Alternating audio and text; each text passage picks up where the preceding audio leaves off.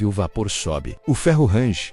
O som do motor ecoa como um coração de aço batendo no ritmo acelerado da Revolução Industrial. No fundo, cidades começam a crescer. Fábricas surgem como catedrais modernas e o mundo parece se mover mais rápido do que qualquer ser humano consegue acompanhar. Mas, no meio desse cenário turbulento, nasce uma criança destinada a mudar para sempre a forma como o mundo se move, menos ainda que ninguém pudesse prever isso. Seu nome: Carl Friedrich Benz. Mas antes que essa história possa falar sobre invenção, sobre glória, sobre legado, ela precisa falar sobre perda. Porque toda grande transformação começa com o vazio. E o vazio de Carl surgiu cedo demais. Seu pai, Johann Georg Benz, era um condutor de locomotivas, um homem simples, mas que representava a conexão da família com o futuro. Ele conduzia máquinas que pareciam vivas, máquinas que cruzavam cidades levando progresso para longe. Para o pequeno Carl, aquele homem era um herói. Mas esse herói desapareceu quando Carl tinha apenas 2 anos. Um acidente interrompeu a vida do pai, deixando para trás uma esposa desamparada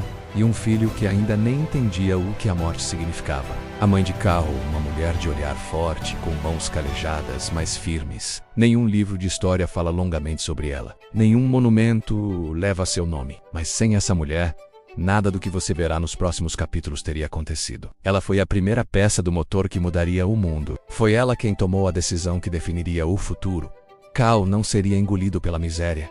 Ele não seria uma vítima do destino. Ele seria um homem educado, um homem capaz, um homem que teria oportunidade. Só que oportunidades naquele século eram luxo. Havia trabalho infantil por todos os lados, longas jornadas em oficinas escuras, e uma sociedade que acreditava que filhos de operários deveriam seguir o mesmo caminho. Mas ela acreditou diferente, acreditou mais forte. Trabalhou incansavelmente, costurou, limpou, carregou peso, renunciou a conforto, renunciou a descanso. Tudo para que o filho pudesse estudar. O que hoje parece natural, naquela época era quase um ato de rebelião contra o sistema. Corte rápido para Carl, agora adolescente, sentado diante de uma mesa cheia de ferramentas improvisadas. Ele desmonta uma fechadura antiga com a mesma delicadeza de alguém desmontando um relógio suíço. Seus olhos brilham. O mundo ainda tenta colocá-lo no lugar de onde veio menos a pobreza, mas a mente dele já está alguns quilômetros à frente, observando mecanismos invisíveis que o resto das pessoas não conseguem ver. Aos 15 anos, algo próximo do impossível acontece. Carl entra para a Universidade de Karlsruhe. Uma cena quase cinematográfica. Um garoto franzino, com roupa simples, caminhando pelos corredores de mármore onde filhos de aristocratas estudavam engenharia. Ele senta na primeira fileira. Ele sabe que não pode desperdiçar aquela chance, menos aquela oportunidade que custou o cansaço da mãe. Ele carrega uma missão. Na universidade, ele encontra seu primeiro grande mentor, o professor Ferdinand Reditenbach, um homem que não apenas ensinava engenharia, menos ele ensinava a visão. Ele dizia que as máquinas a vapor eram apenas o início, que o futuro exigiria algo menor, mais eficiente, mais inteligente. Ele falava sobre energia de maneira quase poética. Um dia, máquinas pequenas carregarão o mundo inteiro nas costas. Aquelas palavras, para muitos, eram filosofia. Para Carl, era um roteiro. Entre fórmulas e cálculos, há desenhos de movimentos, linhas que se cruzam, rodas conectadas a engrenagens. Ele não está apenas anotando um conteúdo, ele está escrevendo o que viria a ser a primeira ideia visual do automóvel. Mas havia um problema que acompanha toda alma visionária. O mundo não entendia. O mundo não estava pronto. E quando Carl se formou e entrou no mercado, a realidade o atingiu com força. Ele queria construir sonhos menos a vida. Queria que ele construísse sobrevivência. O ano agora é 1871. Ferro enferrujado, ferramentas limitadas, poeira. Carl investe tudo o que tem menos e o que não tem. Com ele está um sócio, alguém que prometeu dividir riscos e construir com ele. Mas promessas não seguram empresas. Enquanto Carl quebra a cabeça tentando fazer sua oficina funcionar, seu sócio gasta dinheiro, toma decisões ruins, compromete contratos, a empresa afunda. É como se o destino estivesse testando a resistência de Carl desde o início. E mais uma vez Carl sente a sombra da derrota aproximar-se. A história poderia terminar ali. E teria terminado, se não fosse por uma mulher. Surge Bertha Ringer. E aqui a narrativa muda de tom. Porque Bertha não entra apenas na vida de Carl. Ela entra na história da humanidade. Bertha era diferente. Era uma mulher que vivia em uma época que dizia às mulheres: não pense, não opine, não participe. Mas Bertha pensava, Bertha opened. Bertha participava menos mesmo quando ninguém pedia. Ela tinha uma inteligência afiada, uma sensibilidade quase sobrenatural para perceber grandeza. E uma característica rara, coragem de agir. Ela conheceu Carl viu nele não apenas um engenheiro, mas um homem que carregava uma faísca capaz de incendiar o futuro. Ela viu os olhos dele antes de ver o fracasso dele. Ela reconheceu o sonho antes de reconhecer as dívidas. E então, num dos atos mais ousados do século XIX, Berta usou o próprio dote, um dinheiro que, por lei, ela nem sequer deveria controlar, para comprar a parte do sócio e salvar a empresa de Caro. Foi um investimento arriscado, foi uma atitude proibida, e foi o acontecimento que permitiu que Cal continuasse existindo como inventor. Agora feche os olhos e imagine isso como cinema. Berta entrega o dinheiro. O sócio sai pela porta. E naquele momento, o futuro do automóvel muda de direção para sempre. Cal, agora com liberdade, acelera seus experimentos. Ele cria o carburador, a ignição elétrica, a embreagem, a marca regulador de velocidade. Os componentes que você hoje usa no seu carro menos apareceram naquela oficina pobre, nascidos das mãos sujas de óleo de um homem que quase desistiu. Mas o mundo ainda não estava pronto para sua invenção. E quando Cal constrói seu primeiro automóvel ou Benz patente Motorwagen, em 1885, menos a reação do público é devastadora. Risos, deboche, zombaria, um brinquedo inútil, uma aberração barulhenta. Cal testa o veículo escondido, com medo das críticas. E aí novamente Berta entra em cena. Ela percebe algo que Cal não percebe, que o mundo não precisa apenas de invenção, ele precisa de prova. E então, na madrugada de 5 de agosto de 1888, Berta executa aquilo que até hoje é considerado o maior ato de marketing espontâneo da história da engenharia mundial. Ela empurra o carro para fora da oficina, acorda os filhos Eugene e Richard e diz apenas uma frase: "Nós vamos a Pforzheim." Uma viagem de 106 quilômetros, sem estradas adequadas, sem postos de gasolina, sem mapas, sem estrutura, sem precedentes. O sol nasce. A Power, uma viagem de 106 quilômetros, sem estradas adequadas, sem postos de gasolina, sem mapas, sem estrutura, sem precedentes. O sol nasce. A Power. Pessoas param na estrada para observar aquela máquina impossível avançando pela terra. A cada problema menos, e foram muitos, Berta encontra uma solução.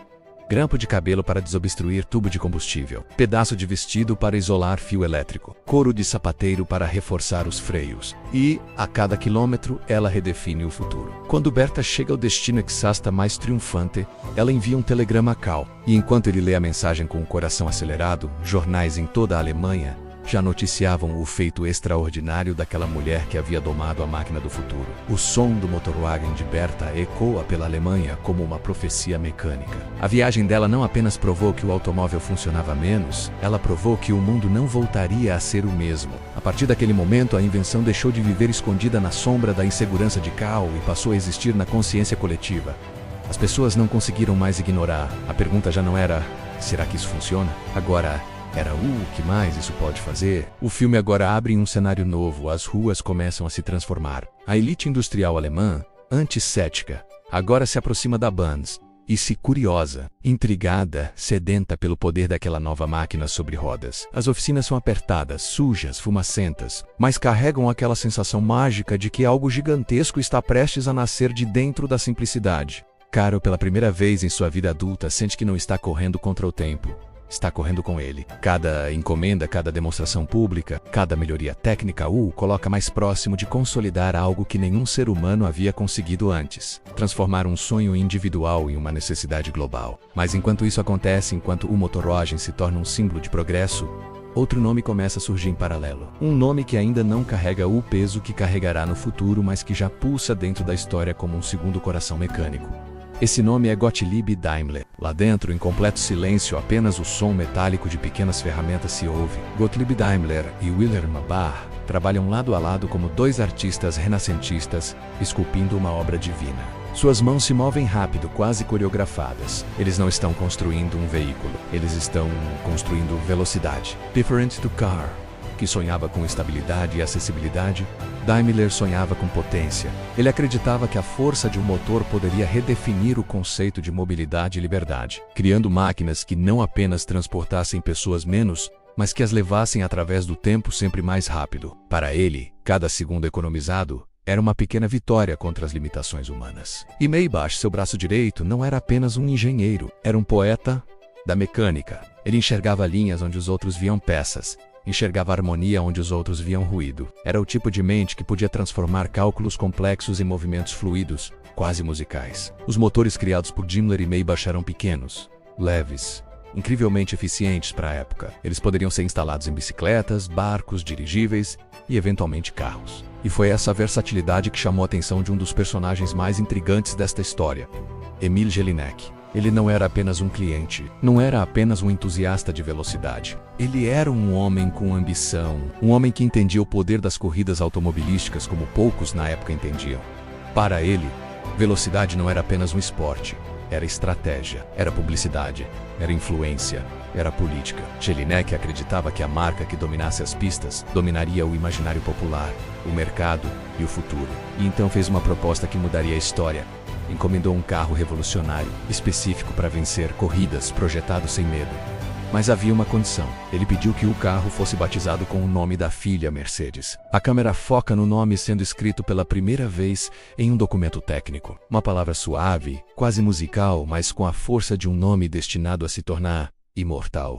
Mercedes, um nome feminino que carregaria o peso de um império mecânico por mais de um século. E assim nasce o Mercedes 35 HP em 1901. Um carro completamente diferente de tudo o que existia. Mais leve, mais baixo, mais rápido, mais seguro, mais moderno. Ele representava um salto evolutivo. Representava o carro como o imaginamos hoje. Pela primeira vez, um automóvel parecia um automóvel, o público enlouquece. Os jornais noticiam. A concorrência observa em silêncio. O mundo muda de marcha. A Mercedes de Jelinek transforma a Daimler Motor em Gesellschaft em um fenômeno. E Daimler, que sonhava com máquinas poderosas, começa a ver seu trabalho ecoar pelos continentes. O nome Mercedes vira sinônimo de vitória. Enquanto isso, do outro lado da Alemanha, Karl Benz observa esse movimento com sentimentos complexos. Ele não é movido por inveja menos. Ele é movido por preocupação. Para ele, velocidade pode ser perigosa. Corridas podem ser irresponsáveis. Ele acredita que o automóvel deve, antes de tudo, proteger. Deve transformar vidas. Não colocá-las em risco. Mas seus sócios veem diferente. Eles veem o brilho da Mercedes, veem o público hipnotizado pelas corridas, veem a imprensa encantada com as vitórias e querem o mesmo que Karl tenta resistir, mas a pressão interna se torna insuportável. Ele se vê mais uma vez sendo empurrado para o canto da própria história. Sua empresa, sua ideia, seu sonho, agora estava sendo guiado por mãos que não eram as dele. Ele respira fundo. E nos seus olhos há um cansaço diferente, não físico, mas emocional. Ele entende que não pode continuar. Ele entende que lutar contra o próprio legado é como lutar contra o vento. E então ele toma uma decisão silenciosa, triste, mas necessária. Ele deixa a empresa que fundou. Não é a primeira vez. E não será a última vez que seu destino o desafiará. Mas sua saída marca o fim de uma era e o início de outra. Porque enquanto Karl se despede de sua própria criação, a Mercedes acelera, triunfa, cresce. A Alemanha está vivendo uma ebulição tecnológica. Oficinas se multiplicam. Engenheiros surgem em revoada. Os jornais falam de um novo século da locomoção. E no centro dessa mudança, dois nomes brilham como constelações: Benz e Mercedes. Paralelamente a isso, vemos Berta observando tudo com um olhar misto de orgulho e apreensão. Ela sabe que Karl não é movido por competição, mas por propósito. Ela sabe que ele teme que sua invenção seja usada de forma irresponsável. E ao mesmo tempo, ela sabe que o mundo avança mais rápido do que eles podem controlar. Karl e Berta enfrentam uma nova fase da vida, mais introspectiva, mais reflexiva, mais silenciosa. Eles já provaram o impossível. Agora assistem enquanto o mundo tenta interpretar a invenção que eles colocaram em movimento. Grandes, robustas, fumegantes menos, mas agora algo está diferente. As máquinas não trabalham com a vitalidade de antes. E principalmente a medo. Entramos nos anos que antecedem a Primeira Guerra Mundial. A Europa vive um período tenso, instável, com alianças sendo formadas e ressentimentos sendo alimentados. No meio desse clima turbulento, tanto a Benz quanto a Daimler evoluem, crescem, se expandem. Mas nos bastidores, um novo inimigo surge, um inimigo que nenhuma invenção pode derrotar: a instabilidade global. Karl Benz, agora mais velho, observa sua criação com certa distância, não por falta de amor, mas por excesso de realismo. Ele entende que a tecnologia precisa de paz para florescer, e a paz está se desmanchando. O olhar dele, antes cheio de projeções e cálculos, agora carrega algo mais profundo: preocupação. Ele sabe que o mundo não é um lugar seguro para ideias frágeis. É possível ver trabalhadores diligentes montando motores e chassi, mas o ritmo não é alegre nem entusiasmado. É um ritmo de urgência. A empresa se tornou grande, influente, mas também vulnerável. O mundo mudou. E com ele, mudaram as exigências. Os carros agora não são apenas para transporte civil, eles começam a ser usados para fins militares, logística, comunicação, mobilidade rápida, e isso coloca as duas empresas Benz e Daimler em um terreno delicado. Do outro lado, a Daimler Motorengesellschaft vive seu próprio dilema. Seus motores, conhecidos pela potência, são cada vez mais requisitados para aplicações militares. O Mercedes 35 HP, que nasceu para as pistas, agora inspira veículos robustos que podem ser adaptados para situações de guerra. A velocidade, antes um símbolo de liberdade, torna-se uma ferramenta estratégica. Engenheiros da Daimler discutem projetos. Alguns parecem animados, outros divididos, e outros visivelmente desconfortáveis com o rumo que a tecnologia está tomando. A inovação perde sua pureza quando passa a responder às demandas de conflito. É nesse ambiente tenso que a guerra explode. O som de canhões invade os territórios. O mundo está em colapso. E a indústria automotiva é puxada para o olho desse furacão. Ele sempre acreditou que sua invenção poderia tornar a vida mais leve, mais prática, mais segura. E agora, vê carros sendo usados para levar homens à linha de frente. Cada motor que ajudou a criar, cada sistema que aperfeiçoou, agora se torna parte de um mecanismo que ele nunca desejou servir. O contraste é pesado, é emocional, é cinematográfico. O inventor vê sua criação escapar de suas mãos e ganhar um significado que ele não controla. Isso corrói o espírito. Isso deixa marcas, enquanto isso Gottlieb Daimler já não está mais vivo. Ele faleceu em 1900, antes de testemunhar a ascensão militar de suas máquinas. Mas Wilhelm Maybach, seu parceiro, observa o mundo se deteriorar enquanto continua desenvolvendo motores que inevitavelmente são requisitados pela estratégia militar e, as empresas sofrem. Com a guerra vem escassez de aço, queda na demanda civil, bloqueios, destruição de infraestrutura, dificuldade de financiamento. As fábricas são forçadas a produzir menos, a improvisar, a cortar custos, a demitir. A sociedade se desfaz e arrasta junto dela a indústria que antes florescia. Quando a guerra finalmente termina, em 1918, o cenário é devastador. A Alemanha enfrenta uma das piores crises econômicas de sua história. Hiperinflação. Cédulas de dinheiro são usadas como papel de parede, porque valem menos do que o próprio material em que são impressas. Pessoas carregam carrinhos de mão cheios de notas para comprar um pedaço de pão. O país se ajoelha diante da miséria. E no meio deste cenário, duas empresas gigantes agonizam, Benz e Daimler. Por mais geniais que sejam seus inventores, por mais revolucionários que sejam seus motores, nenhuma empresa resiste sozinha a uma tempestade desse tamanho. Na crise que o destino costuma agir, a Benz começa a perceber que não conseguirá sustentar, os custos são altos demais, a demanda é baixa demais, os empréstimos são impossíveis de conseguir. Do outro lado, a Daimler Motorengesellschaft vive exatamente o mesmo dilema. Eles são rivais, competiram por décadas, disputaram patentes, disputaram mercado, disputaram manchetes, mas agora compartilham o mesmo inimigo, a falência. E é nesse momento que uma reflexão poderosa surge. O único caminho para sobreviver é unir forças com aqueles que um dia pareciam inimigos. As duas gigantes alemãs começam a negociar, cuidadosamente, com resistência, com orgulho ferido, mas também com necessidade. Em 1924 nasce o primeiro acordo de cooperação. Uma união tímida, uma aproximação cautelosa, um reconhecimento implícito de que ambas estavam prestes a desaparecer se insistissem em caminhar sozinhas. Mas o acordo não basta. A crise é grande demais. Os tempos mudam rápido demais. E então, em 1926, algo histórico acontece. A Benz se foda. E a Daimler Motorengesellschaft deixam de ser rivais.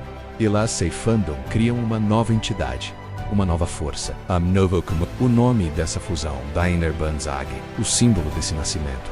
A estrela de 3 pontas cercada pela coroa de louros. União perfeita entre Daimler e Benz.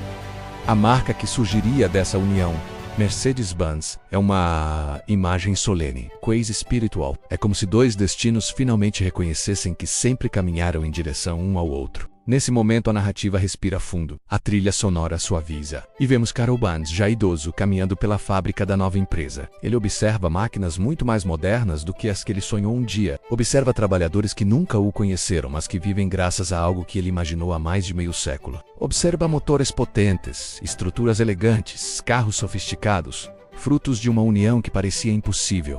E saltam no olhar dele. Rapaz, ele testemunhou o impossível se tornar inevitável. Ele viu a semente plantada pela sua mãe crescer até se tornar uma árvore enorme que agora sustenta uma floresta inteira. Ele viu o sonho que quase morreu tantas vezes renascer em formas ainda maiores do que ele ousou prever. Mas o capítulo termina com uma sombra chegando pelo horizonte. Porque embora Carl não estivesse mais aqui para ver, algo muito mais sombrio estava prestes a se abater sobre a empresa menos e sobre o mundo. As luzes diminuem, a trilha fica grave, a tela escurece lentamente. E então surgem as palavras. Às vezes antes da maior ascensão vem a queda mais profunda. A Daimler Benz, recém-formada, tenta se erguer nesse cenário frágil. Ela surge como um símbolo de esperança industrial, de resiliência, do renascimento. Uma marca que uniu rivais históricos para criar algo maior do que suas partes. Os primeiros modelos carregam a estrela no capô como se carregassem uma promessa. A Alemanha, porém, continua abalada, inflamada por crises econômicas, ressentimentos políticos e forças extremistas crescendo nas sombras. Nosso foco agora se volta para 1930, quando Carl Benz falece. Ele fecha os olhos com a sensação de que cumpriu sua missão menos. A sensação rara de que a vida, apesar de dura, valeu a pena. Carl parte sem saber o que estava por vir. Talvez seja melhor assim. O cenário muda. Ruas, bandeiras se erguem, palcos são montados, vozes inflamadas ecoam por megafones. A Alemanha mergulha no período mais sombrio de sua história. Com a ascensão de Adolf Hitler ao poder, toda a indústria alemã é mobilizada. Engenharia deixa de ser apenas criação, passa a ser ferramenta, passa a ser estratégia, passa a ser arma. A Mercedes-Benz, menos com sua reputação de excelência mecânica, menos é rapidamente absorvida pelo regime. Os lendários Silver Arrows, carros de corrida produzidos pela Mercedes e considerados obras de arte da engenharia, são usados como símbolos do poderio alemão. Tornam-se instrumentos de propaganda. A velocidade que outrora representava inovação agora se torna metáfora política. E não para por aí. A guerra exige mais. Exige produção, exit volume, exige sacrifícios que não deveriam ser pedidos a ninguém. É aqui que a narrativa ganha seu tom mais sombrio. A Mercedes-Benz, assim como diversas grandes empresas alemãs da época, passa a utilizar trabalho forçado, prisioneiros de guerra, trabalhadores compulsórios, homens e mulheres arrancados de suas casas e colocados em condições desumanas nas linhas de montagem. Para cada carro produzido, há mãos que sofrem. Para cada peça montada, há histórias que nunca deveriam ter existido. Nada é dito porque não há palavras que aliviem aquilo. É um momento difícil de narrar, difícil de ouvir, difícil de aceitar. Mas a história de qualquer grande legado precisa carregar suas verdades, inclusive as que doem, inclusive as que envergonham. A guerra avança. Bombardeios devastam cidades. A Alemanha colapsa. E com ela, as fábricas da Mercedes-Benz. Em 1945 é impressa esta, literalmente em ruínas, prédios destruídos, máquinas reticidas, engenheiros desaparecidos, trabalhadores mortos, clientes falidos, estradas quebradas, o país inteiro em cinzas. Tudo parece perdido. Tudo parece acabado. Mas é exatamente nesse ponto, menos no ponto mais baixo, que a história volta a lembrar o espírito de Carl e Berta. A resiliência, a insistência, a fé de que o futuro pode existir mesmo quando o presente desmorona.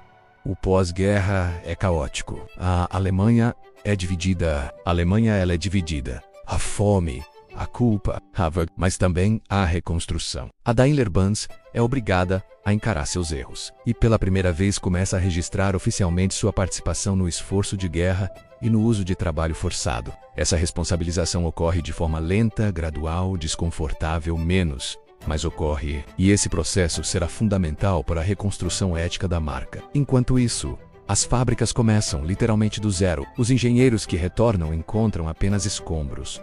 As linhas de montagem foram destruídas, os catálogos queimados, os moldes perdidos, mas eles ainda têm o que mais importa: conhecimento. E conhecimento é invencível. Peica por peica, parafuso por parafuso. Em silêncio, com disciplina, com humildade. E então, algo quase simbólico acontece. Em 1946, surge o primeiro veículo PS4 da Mercedes-Benz, a caminhonete 170 volts. Simples, robusta, sem luxo, menos mais funcional. Um carro que não foi feito para impressionar, mas para servir. Ele se torna um símbolo da reconstrução. Um símbolo de vida. Um símbolo de que, mesmo diante da pior crise moral e física da sua história, a estrela ainda podia brilhar menos, mesmo que timidamente.